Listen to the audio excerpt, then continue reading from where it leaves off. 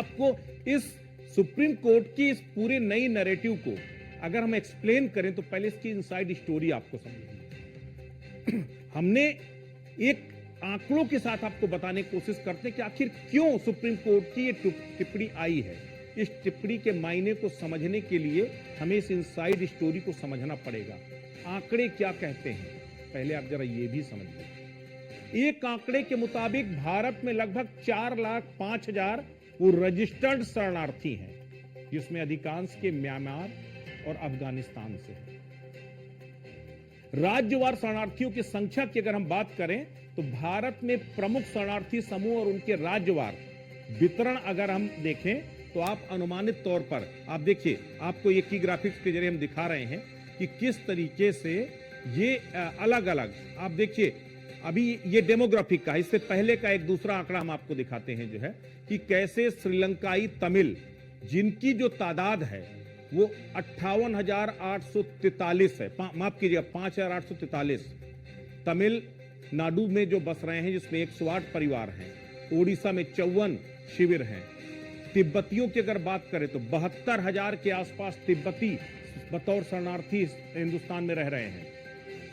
की ग्राफिक्स दिखाइए, की ग्राफिक्स के जरिए की ग्राफिक्स दिखाइए। हिमाचल प्रदेश में बड़ी तादाद में तिब्बती हैं, कर्नाटक में हैं, उत्तराखंड में हैं, अरुणाचल प्रदेश में हैं। इसके साथ जो बर्मी चीन समुदाय है उसके 50,000 से 1 लाख शरणार्थी मिजोरम में, मणिपुर में, दिल्ली में ये रह रहे हैं। इसके साथ अगर रोहिंग्याओं की तादाद की बात करें, रोहिंग्या एक बड़ी तादाद में हिंदुस्तान में बड़ी तादाद में है। रजिस्टर्ड आंकड़े 15,000 है, लेकिन अनरजिस्टर्ड आंकड़ों की अगर बात करें तो 99,000 1 लाख के आसपास रोहिंग्या ऐसे हैं तो देश के अलग अलग कोने में हैं। जम्मू, हैदराबाद, दिल्ली, हरियाणा का नूह बड़ा सेंटर है। बांग्लादेश में चाकमा, जो चाकमा कम्युनिटी के लोग, उसमें जो है देखा जाए 2 लाख से ज्यादा लोग जो त्रिपुरा, असम, मिजोरम, पश्चिम बंगाल इन जगहों पर रह रहे हैं। अब किस किस देशों के शरणार्थी रह रहे हैं इसको भी जरा देखिए। आपको अगर हम ये बताएं तो बड़ी तादाद है अफगान शरणार्थियों की। भारत में लगभग 8,000 से 11,684 अफगान शरणार्थी हैं। ये वो तमाम आंकड़े हैं जो भारत सरकार में बतौर शरणार्थी रजिस्टर्ड किए गए हैं, जिनमें से अधिकांश मुस्लिम और सिख हैं। म्यांमार शरणार्थियों की बात करें तो 99,000, जिसमें अनरजिस्टर्ड भी इंक्लूड है, केवल 15,000 इसमें रजिस्टर्ड है, भारत में पंजीकृत है। श्रीलंकाई शरणार्थी जो भारत में 58,843 हैं, जो तमिल शरणार्थी हैं। तिब्बती शरणार्थी भारत में 72,312 तिब्बती शरणार्थी रह रहे हैं। बांग्लादेशी शरणार्थी उड़ीसा राज्य में 1,57,432 बांग्लादेशी शरणार्थी हैं। अब आप सोचिए केवल एक राज्य में ही है।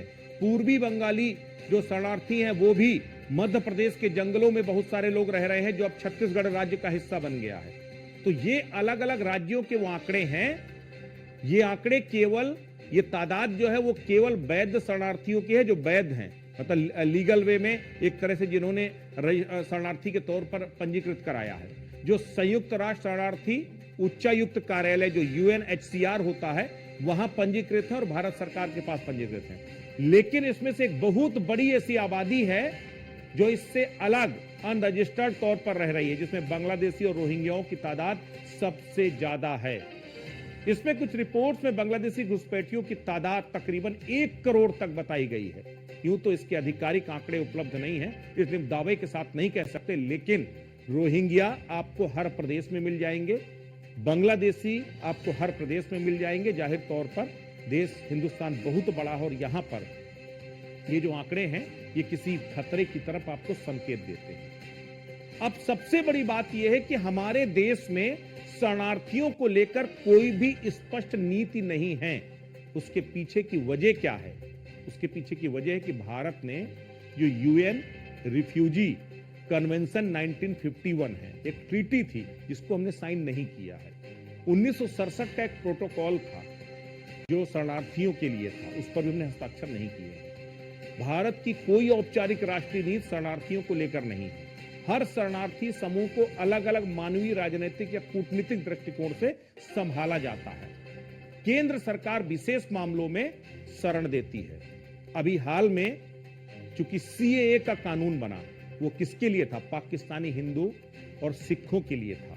बांग्लादेश के जो सिख और हिंदू थे उनके लिए था, जैन पारसी थे, मतलब गैर मुस्लिमों को छोड़ करके उनको स्थायी नागरिकता देने का बना नागरिकता संशोधन अधिनियम 2019, जिसको सीएए 2019 कहा गया। इस पे बहुत बवाल हुआ, कहा गया कि मुस्लिम माइनॉरिटीज को जानबूझ करके हटाया गया है, लेकिन दरअसल हटाया क्यों गया है उसके भी सरकार ने लॉजिक दिया और उसके भी मायने थे। इतना ही नहीं, अभी हाल में अगर देखा जाए तो एक और जो विदेशी अप्रवासी तौर पर लोग रह रहे हैं, इलीगल तरीके से रह रहे हैं, उनके लिए भी 2025 में एक एक्ट भी लेकर के आए। उस एक्ट को भी लाया गया। तो ये वो तमाम चीजें थी कि भारत की पॉलिसी स्पष्ट नहीं है, लेकिन हमारे पास भले ही लिखित नीति ना हो, लेकिन आप याद कीजिए कि भारत ने शरणार्थियों को समय समय पर, आप वैदिक काल से आज तक उठा करके देखिए तो भारत की तो रवायत रही है, हमने लिखित संविधान नहीं बनाया, लेकिन हमारी ये रवायत रही है, शरणार्थियों के साथ ही भारत में पॉलिटिकल असाइलम पाने वाले लोगों की भी एक लंबी फहरिस्त रही है। पॉलिटिकल असाइलम कौन? वो तमाम लोग जो बतौर शरणार्थी हिंदुस्तान में आए, लेकिन वो राजनीतिक क्षेत्र से थे या राजनीतिक वजह से थे। 1959 में दलाई लामा हिंदुस्तान में आए, हजारों तिब्बती उनके साथ आए और उस वक्त पंडित जवाहरलाल नेहरू ने उनका स्वागत किया और बाद में इंदिरा गांधी की सरकार ने उन्हें धर्मशाला और अन्य स्थानों पर बसने की अनुमति दी। अभी पीएम मोदी ने बांग्लादेश की पीएम शेख हसीना को भी बतौर राजनीतिक शरणार्थी शरण दी है। वो अलग बात है, अतिथि के तौर पर भी दिया, वे उनके वीजा एक्सटेंड कर रहे हैं, लेकिन मुद्दा यही है कि वो शरण लिए है। अब सबसे बड़ी बात यह है, आपको अगर भारत की पॉलिसी की बात करें तो एक बार इंदिरा गांधी ने संयुक्त राष्ट्र महासभा में कहा था कि we can not and will not turn away people who are in distress even though the burden is heavy, but the world must recognize the cause of the problem। मतलब हम उन लोगों को नहीं ठुकरा सकते जो संकट में हैं, भले ही बोझ भारी हो, परंतु दुनिया को समस्या की जड़ कुछ समझना चाहिए। इंदिरा गांधी का ये जो कोट था, ये अपने आप में बताने के लिए काफी था कि भारत की दरअसल नीति क्या रही है शरणार्थियों को लेकर के। आप सोचिए, अब मैं आपको एक एक फहरिस्त बताता हूं।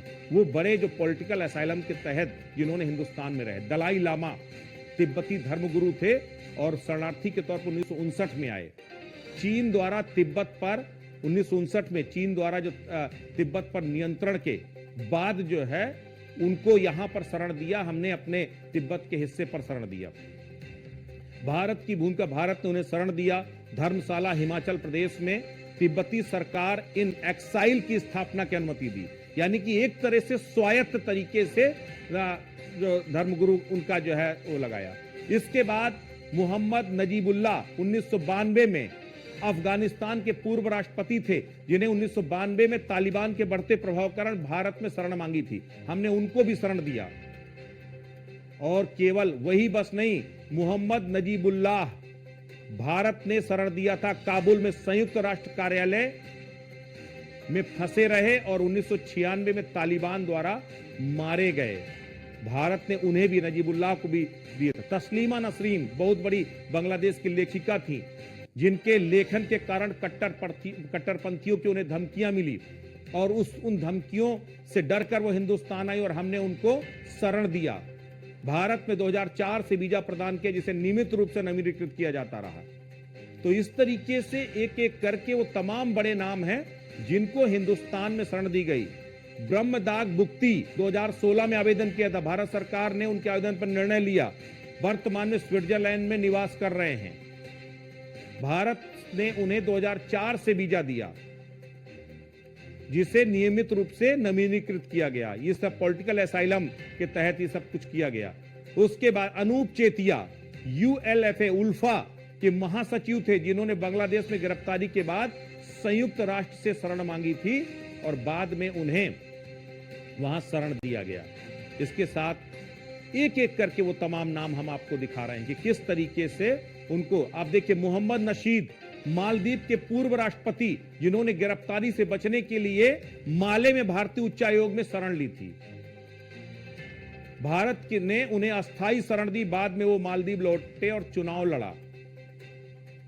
तो इस तरीके से हम लोगों ने समय समय पर, अब देखिए शेख हसीना की अगर बात करें, भारत में निर्वासित जीवन, हत्या के बाद शेख हसीना भारत आ गई थी। जब शेख मुजीब की हत्या हुई उसके बाद भारत आ गई। उन्हें कोई औपचारिक शरणार्थी या पॉलिटिकल एसाइलम का आवेदन नहीं दिया था, लेकिन भारत सरकार ने उन्हें मानवीय आधार पर संरक्षण दिया और यहां पर रहने की इजाजत दिया। 75 से 81 तक बाकायदा रही। उसके बाद 5 अगस्त 2024 को जब बांग्लादेश के छात्र आंदोलन और हिंसक विरोध प्रदर्शन हुआ, तब शेख हसीना ने फिर भारत की शरण ली और उसके बाद से लगातार अभी तक वो किसी सुरक्षित ठिकाने पर रह रही हैं। भारत सरकार ने उनके वीजा को लगातार बढ़ाया है। तो ये वो तमाम नाम हैं जो ये बता रहे हैं कि कैसे समय समय पर भारत ने, चाहे पॉलिटिकल एसाइलम की बात करें या बड़ी तादाद में जो आपके शरणार्थी थे, हमने उनको यहां पर जगह दी है, उनको पनाह दी है।